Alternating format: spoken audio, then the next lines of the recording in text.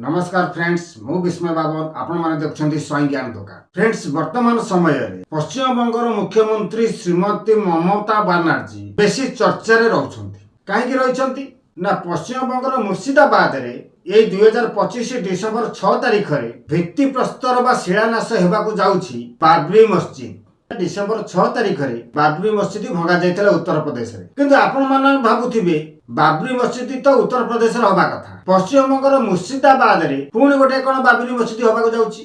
आपण मानकू मु कहि रखिया को चाहे पश्चिम बंगर मुख्यमंत्री ममता बनर्जी मुर्शिदाबाद रे बाबरी मस्जिद करिया पई एते आगभर काईकी ना मुस्लिम मानकर भोट को हातेबा पई। कारण ममता बनर्जी हिंदू मानक अपेक्षा मुस्लिम मानक अधिक भल पाती। सेतिपय प्राय समय रे अनेक चर्चा करती जे ममता बनर्जी शरीर में कौ जीन रही डीएनए परीक्षा हवा दरकार। मुर्शिदाबाद रे ए आगामी डिसेंबर 6 तारिख 2025 रे बाबरी मस्जिद शिलान्यास होबाकू जाउछि एवं सेठारे 2-3 लाख मुस्लिम मानकू एकजुट करिया पई सब प्रकार व्यवस्था करा जायछि तृणमूल कांग्रेस तरफ।